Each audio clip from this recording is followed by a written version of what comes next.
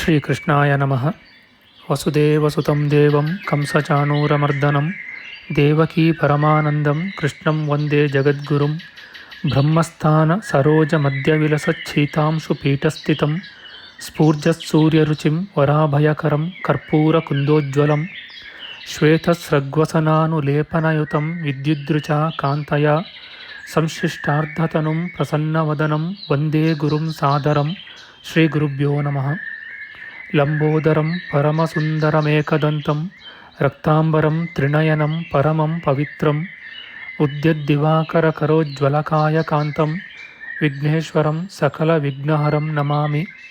ತ್ವಾಂ ದೇವ ವಿಘ್ನಧಲನೇತಿ ಚ ಸುಂದರೇತಿ ಭಕ್ತಿಪ್ರಿಯೇತಿ ಸುಖದೇತಿ ಫಲಪ್ರದೇತಿ ವಿದ್ಯಾಪ್ರದೇತ್ಯಗಹರೇತಿ ಚ ಯೇ ಸ್ತುವಂತಿ ತೇಭ್ಯೋ ಗಣೇಶವರದೋ ಭವನಿತ್ಯಮೇವ. ಶ್ರೀಮಹಾಗಣಪತಯೇ ನಮಃ. ಯಾ ಕುಂದೇಂದು ತುಷಾರಹಾರಧವಳ ಯಾ ಶುಭ್ರವಸ್ತ್ರಾವೃತ ಯಾ ವೀಣಾ ವರದಂಡಮಂಡಿತಕರ ಯಾ ಶ್ವೇತಪದ್ಮಾಸನ ಯಾ ಬ್ರಹ್ಮಾಚ್ಯುತಶಂಕರಪ್ರಭೃತಿಭಿಃ ದೇವೈಃ ಸದಾ ವಂದಿತಾ ಸಾ ಮಾಂ ಪಾತು ಸರಸ್ವತೀ ಭಗವತಿ ನಿಶ್ಶೇಷಜಾಡ್ಯಾಪಃ. ಶ್ರೀ ಸರಸ್ವತ್ಯೇ ನಮಃ. ವೇದಾರ್ಥತತ್ವವಿಶದೀಕರಣೇನ ಪುಂಸಾಂ ಉಚ್ಚೈರ್ಗತಿಂ ಜಗತಿ ಯೋ ದಯಯಾ ವಿಧಾತುಂ ರಮ್ಯಾಂ ಪುರಾಣಪದವೀಂ ಪ್ರಣಿನಾಯ ತಸ್ಮೈ ಲೋಕೇಶವೈಭವಪುಷೇ ಋಷಯೇ ನಮಸ್ತಾತ್. ತಸ್ಮೈ ವ್ಯಾಸಾಯ ಮುನಯೇ ಸರ್ವಜ್ಞಾಯ ಮಹರ್ಷಯೇ ಪಾರಾಶರ್ಯಾಯ ಶಾಂತಾಯ ನಮೋ ನಾರಾಯಣಾತ್ಮನೇ. ಶ್ರೀವ್ಯಾಸಾಯ ನಮಃ. ನಾರಾಯಣಂ ನಮಸ್ಕೃತ್ಯ ನರಂ ಚೈವ ನರೋತ್ತಮಂ ದೇವೀಂ ಸರಸ್ವತೀಂ ವ್ಯಾಸಂ ತತೋ ಜಯಮುದೀರಯೇತ್. ಕನಕರುಚಿದುಕೂಲಃ ಕುಂಡಲೋಲ್ಲಾಸಿಗಲ್ಲಃ ಶಮಿತಭುವನಭಾರಃ ಕೋಪಿ ಲೀಲಾವತಾರಃ ತ್ರಿಭುವನಸುಖಕಾರಿ ಶೇಷಶಾಯೀ ಮುಕುಂದೋ ಪರಿಕಲಿತರಮಾಂಗೋ ಮಂಗಲಂ ನಸ್ತನೋತು. ನಮಾಮಿ ಗೋವಿಂದಪದಾರವಿಂದಂ ಸದೇಂದಿರಾನಂದನಮುತ್ತಮಾಡ್ಯಂ ಜಗಜ್ಜನಾನಾಂ ಹೃದಿ ಸನ್ನಿವಿಷ್ಟಂ ಮಹಾಜನೈಕಾಯನಮುತ್ತಮೋತ್ತಮಂ. ನಮಸ್ತೆ ಚಕ್ರಹಸ್ತಾಯ ಶಾಂಗಹಸ್ತಾಯ ತೇ ನಮಃ. ನಂದಹಸ್ತಾಯ ತೇ ವಿಷ್ಣೋ ಶಂಖಹಸ್ತಾಯ ತೇ ನಮಃ. ಓಂ ನಮೋ ವಾಸುದೇವಾಯ ನಮಃ ಸಂಕರ್ಷಣಾಯ ಚ ಪ್ರದ್ಯುಮ್ನಾಯ ನಮಸ್ತುಭ್ಯಂ ಅನಿರುದ್ಧಾಯ ತೇ ನಮಃ. ದಂಷ್ಟ್ರಾಗ್ರೇಣೋ ಧೃತಾ ಗೌರು ದಧಿಪರಿವೃತಾ ಪರ್ವತೈರ್ನಿಮ್ನಗಾಭಿಃ ಸಾಕಂ ಮೃತ್ಪಿಂಡವದ್ಬೃಹದುರ್ವಪುಷಾನಂತರೂಪೇಣ ಯೇನ ಸೋಯಂ ಕಂಸಾಸುರಾರಿರ್ಮುರನರಕದಶಾಸ್ಯಾಂತಕೃತ್ಸರ್ವಸಂಸ್ಥಃ ಕೃಷ್ಣೋ ವಿಷ್ಣುಃಸುರೇಶೋ ನುದತು ಮಮ ರಿಪೂನ್ ಆದಿದೇವೋ ವರಾಹಃ. ನಮಸ್ತಸ್ಮೈ ವರಾಹಾಯ ಲೀಲಯೋದ್ಧರತೆ ಮಹೀಂ ಖುರಮಧ್ಯಗತೋ ಯಸ್ಯ ಮೇರುಖಣಖಣಾಯತೆ. ಶ್ರೀ ವರಾಹಮೂರ್ತಯೇ ನಮಃ. ಪ್ರಿಯ ಬಾಂಧವರೇ, ನಮ್ಮ ಈ ಶ್ರೀ ಲಾಲೀಕೃಷ್ಣ ಚಾನಲ್ಗೆ ಸ್ವಾಗತ. ಇಂದಿನ ವಿಡಿಯೋದಲ್ಲಿ ನಾವು ಶ್ರೀ ವರಾಹ ಮಹಾಪುರಾಣದ 70ನೆಯ ಅಧ್ಯಾಯವಾದ ಕೃತ ತ್ರೇತ ದ್ವಾಪರಾದಿ ವಿಚಾರ, ಹರಿಯನ್ನು ಯಜ್ಞಗಳಿಂದ ಆರಾಧಿಸುತ್ತಿದ್ದ ಅಗಸ್ತ್ಯರೆಡೆಗೆ ಬ್ರಹ್ಮ ರುದ್ರಾದಿ ದೇವತೆಗಳ ಆಗಮನ, ಅಗಸ್ತ್ಯರು ರುದ್ರ ಸನತ್ಕುಮಾರಾದಿಗಳನ್ನು ನೋಡಿ ನಿಮ್ಮಲ್ಲಿ ಪರಮ ಪೂಜ್ಯರಾರು ಎಂದು ಪ್ರಶ್ನಿಸಿದುದು, ರುದ್ರನು ನಾರಾಯಣನೇ ಪರದೇವನೆಂಬುದನ್ನು, ಬ್ರಹ್ಮ ವಿಷ್ಣು ಮಹೇಶ್ವರರ ಸ್ವರೂಪ ಸಂಬಂಧಾದಿ ವಿಚಾರವನ್ನು ತಿಳಿಸಿದುದು, ಕೃತಾದಿ ಯುಗಗಳಲ್ಲಿ ನಾರಾಯಣೋಪಾಸನ ಕ್ರಮ, ರುದ್ರನು ಪಾಶುಪತ ಶಾಸ್ತ್ರದ ಕಾರಣಾದಿಗಳನ್ನು ತಿಳಿಸಿದುದು ಎಂಬ ವಿಚಾರ ಮಾಡೋಣ. ಶ್ರೀಕೃಷ್ಣಾಯ ನಮಃ. ಭದ್ರಾಶ್ವನು ಕೇಳುತ್ತಾನೆ, ಪೂಜ್ಯ ಮುನಿಯೇ, ಆ ಲೋಕವನ್ನು ನೋಡಿದ ನೀನು ಅದನ್ನು ಪಡೆಯಲು ಯಾವ ವ್ರತವನ್ನು, ತಪಸ್ಸನ್ನು ಅಥವಾ ಧರ್ಮವನ್ನು ಮಾಡಿದೆ? ಅಗಸ್ತ್ಯ ಮುನಿಯು ಹೇಳುತ್ತಾನೆ, ರಾಜೇಂದ್ರನೇ, ಹರಿಯನ್ನು ಭಕ್ತಿಯಿಂದ ಆರಾಧಿಸದೆ ವಿದ್ವಾಂಸನು ಲೋಕಗಳನ್ನು ಪಡೆಯಲು ಬಯಸಬಾರದು.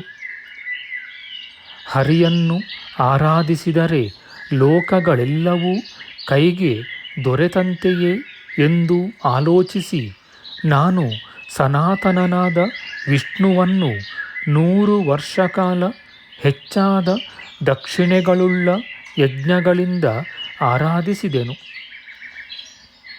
ರಾಜಕುಮಾರನೇ, ಬಹುಕಾಲ ದೇವೇಶನೂ ಯಜ್ಞಮೂರ್ತಿಯೂ ಆದ ಜನಾರ್ದನನನ್ನು ಪೂಜಿಸುತ್ತಿದ್ದ ನನ್ನ ಬಳಿಗೆ ಒಂದಾನೊಂದು ದಿನ ನಾನು ಕರೆಯಲು ಇಂದ್ರಸಹಿತರಾದ ದೇವತೆಗಳು ಒಟ್ಟಿಗೆ ಬಂದು ಅವರವರ ಸ್ಥಾನದಲ್ಲಿದ್ದರು.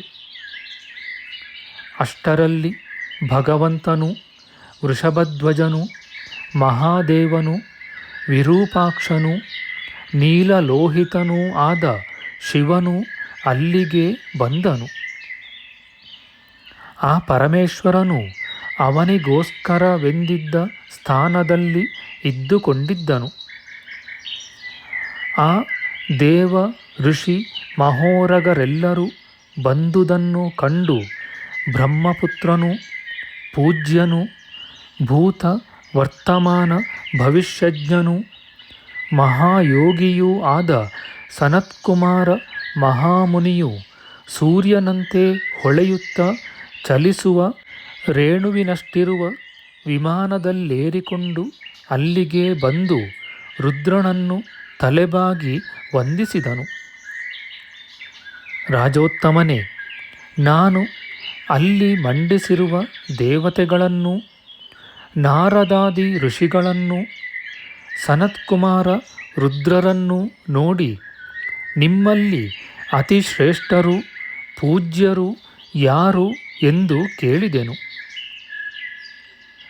ನಾನು ಹೀಗೆ ಕೇಳಲು ರುದ್ರನು ದೇವತೆಗಳ ಸನ್ನಿಧಿಯಲ್ಲಿಯೇ ನನಗೆ ಮುಂದಿನಂತೆ ಹೇಳಿದನು. ರುದ್ರನು ಹೇಳುತ್ತಾನೆ, ದೇವತೆಗಳೆಲ್ಲರೂ ಕೇಳಿರಿ. ಅಮಲರಾದ ದೇವರ್ಷಿಗಳು, ಪ್ರಸಿದ್ಧರಾದ ಬ್ರಹ್ಮರ್ಷಿಗಳು ನನ್ನ ಮಾತನ್ನು ಕೇಳಿರಿ. ಮಹಾಬುದ್ಧಿಯುಳ್ಳ ಅಗಸ್ತ್ಯನೇ, ನಾನು ಹೇಳುವ ಮಾತನ್ನು ನೀನು ಕೇಳು. ಯಾರು ಯಜ್ಞಗಳಿಂದ ಯಾವಾಗಲೂ ಪೂಜಿತನಾಗುವನೋ, ಯಾರಿಂದ ದೇವತೆಗಳಿಂದ ಒಡಗೂಡಿದ ಈ ಸರ್ವ ಜಗತ್ತೂ ಉದಿಸಿತೋ, ಯಾರಲ್ಲಿ ಲೀನವಾಗುವುದೋ ಆ ಸರ್ವರೂಪನೂ ಜನಾರ್ದನನೂ ಆದ ನಾರಾಯಣನೇ ಪರದೇವನು.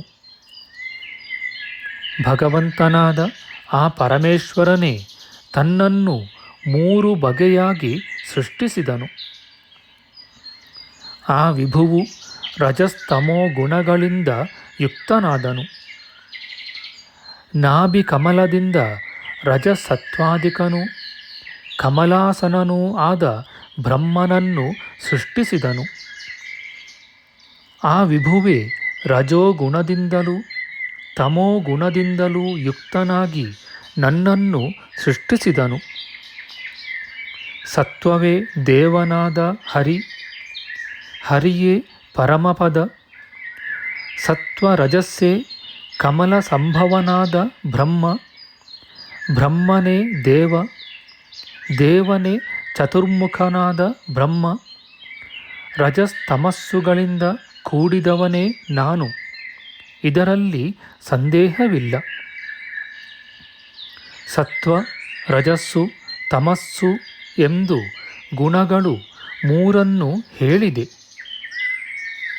ಪ್ರಾಣಿಯು ಸತ್ವದಿಂದ ಮುಕ್ತವಾಗುವುದು. ಸತ್ವವು ನಾರಾಯಣಾತ್ಮಕ. ಸತ್ವಯುಕ್ತವಾದ ರಜಸ್ಸಿನಿಂದ ರಜೋಧಿಕವಾದ ಸೃಷ್ಟಿಯಾಗುವುದು. ಆ ಸೃಷ್ಟಿಯು ಬ್ರಹ್ಮನ ಕಾರ್ಯವೆಂದು ಸರ್ವಶಾಸ್ತ್ರಗಳಲ್ಲಿಯೂ ಹೇಳಿದೆ. ಶಾಸ್ತ್ರದಲ್ಲಿ ಹೇಳಿದೆಯೆಂದು ವೇದ ಬಾಹ್ಯವಾದ ಕರ್ಮವನ್ನು ಆಚರಿಸುವುದು ರೌದ್ರವೆನಿಸುವುದು. ಅದು ಜನರಿಗೆ ಹಿತವಾದುದಲ್ಲವೆಂದು ಹೇಳಿದೆ. ಯಾವುದು ರಜೋಯುಕ್ತವೂ ಅಲ್ಲದೆ ಕೇವಲ ತಾಮಸ ಕರ್ಮವೋ ಅದು ಮನುಷ್ಯರಿಗೆ ಇಹಲೋಕದಲ್ಲಿಯೂ ಪರಲೋಕದಲ್ಲಿಯೂ ದುರ್ಗತಿಗೆ ಕಾರಣವಾದುದು. ಪ್ರಾಣಿಯು ಸತ್ವಗುಣದಿಂದ ಮುಕ್ತವಾಗುವುದು.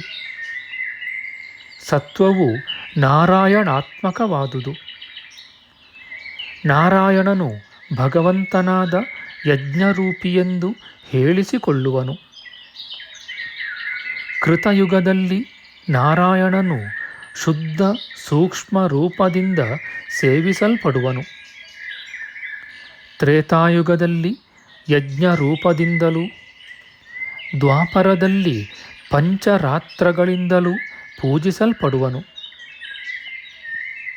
ಕಲಿಯುಗದಲ್ಲಿ ತಾಮಸರು ಜನಾರ್ದನನಾದ ಆ ಪರಮಾತ್ಮನನ್ನು ನಾನು ಮಾಡಿರುವ ಬಹುರೂಪವಾದ ಮಾರ್ಗದಿಂದ ದ್ವೇಷ ಬುದ್ಧಿಯಿಂದ ಪೂಜಿಸುವರು.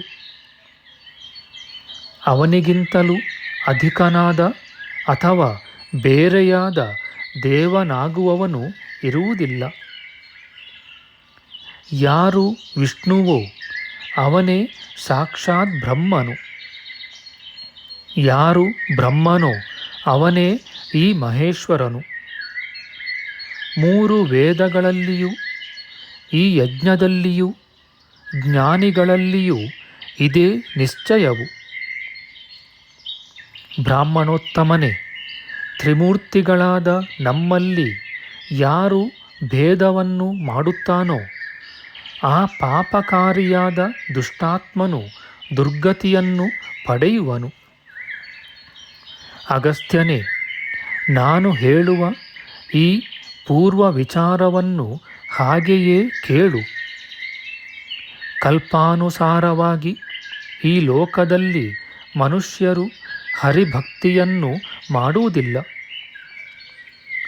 ಪೂರ್ವದಲ್ಲಿ ಭೂಲೋಕವಾಸಿಗಳೆಲ್ಲರೂ ಜನಾರ್ದನನನ್ನು ಪೂಜಿಸಿ ಭುವರ್ಲೋಕವನ್ನು ಸೇರುತ್ತಿದ್ದರು.